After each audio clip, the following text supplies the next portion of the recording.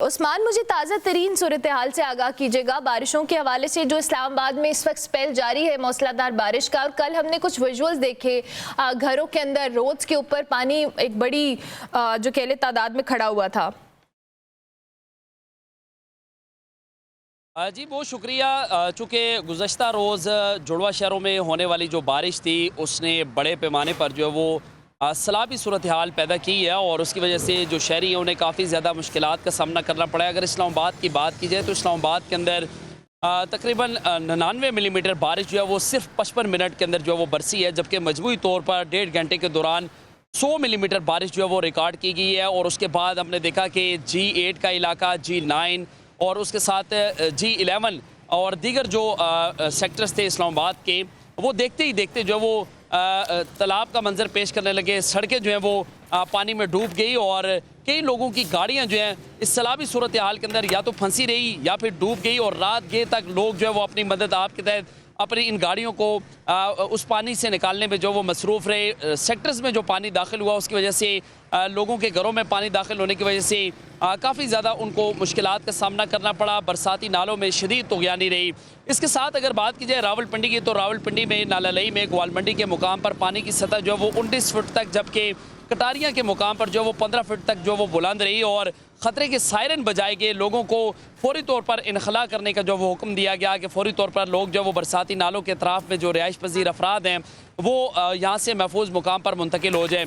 जो गुज़श्ता रात बारिश हुई थी उसकी वजह से रावल डैम में पानी की सतह जो है वो 1752 फीट तक जो वो बुलंद हुई थी, और इस वक्त रावल डैम के जो स्पेलवेज हैं वो खोल दिए गए हैं। कैमरामैन अंजुम कुरैशी आपको दिखाएंगे कि आप मेरे अकब में देख सकते हैं कि इस वक्त बड़े पैमाने पर पानी जो है वो स्पेलवेज खोलने के बाद जो बरसाती नाला है कोरंग का उसमें छोड़ दिया गया है, जिसकी वजह से जो करीबी आबादी है उसको भी फौरी तौर पर महफूज मुकाम पर मुंतकिल करने की हदायत दी गई हैं। इस वक्त इस्लामाबाद पुलिस की भारी नफरी यहाँ पर तैनात है, इंतज़ामिया के लोग यहाँ पर मौजूद हैं, और बरसाती नालों के अतराफ़ में जो है वो रहने वाले जो लोग हैं उन्हें महफूज मुकाम पर मुंतकिल करने के हवाले से भी जो वो इकदामात इस वक्त इस्लामाबाद के अंदर किए जा रहे हैं। उसके साथ रावलपिंडी के अंदर सबसे ज़्यादा जो बारिश थी वो कटारियाँ के मुकाम पर हुई। 63 मिलीमीटर बारिश जो वो रिकॉर्ड की गई है। शमशाबाद में 28 मिलीमीटर बारिश रिकॉर्ड की गई है। पीर बदाई के अंदर जो वो 45 मिलीमीटर बारिश रिकॉर्ड की गई है, और इंतज़ामिया का ये कहना है कि बारिशों का ये सिलसिला जो है वो मज़ीद 2 से 3 रोज़ तक जारी रह सकता है, और इस्लामाबाद के अंदर सैलाबी सूरत हाल भी पैदा हो सकती है।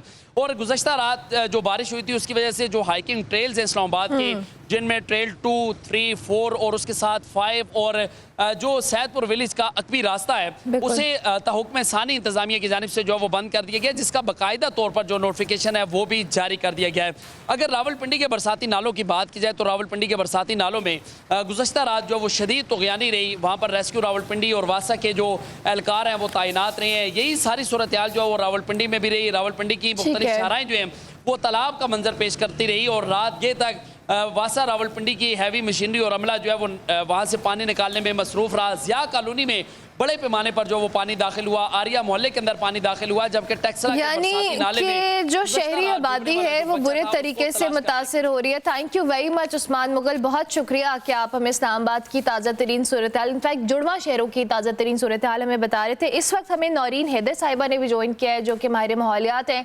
नौरीन साहिबा, आपका भी बहुत शुक्रिया। आप पर आने से पहले क्योंकि सैयद सलमान शाहिद मेहदी साहब हमारे साथ मौजूद है, आपका एक बार फिर से बहुत शुक्रिया, क्योंकि बारिश के अंदर आना स्टूडियोज तक ये भी इटसेल्फ एक चैलेंज है। लेकिन at the same time Salman साहब, ये जो इस वक्त सूरत हाल पैदा हुई है, मैं ज़रूर आपसे भी कुछ गवर्नेंस पर्सपेक्टिव से बात करना चाहूँगी, क्योंकि जाहिर है ये सैलाब पहली दफ़ा नहीं आया इस इंटेंसिटी का। आई बिलीव कि पहली बार आया है, लेकिन माजी के अंदर पाकिस्तान ने इस तरह के बहुत सारे डिज़ास्टर्स एक्सपीरियंस किए हैं, और हमेशा डिज़ास्टर गुजरने के बाद हमारा क्वेश्चन होता है कि हमने इक़दामात क्यों नहीं किए। हमने लोगों को महफूज मकामात पर उनको रीलोकेट करने के हवाले से, उनकी जो कारोबार है, ज़िंदगियाँ हैं, मुतासर होने से पहले क्यों इक़दामात नहीं किए।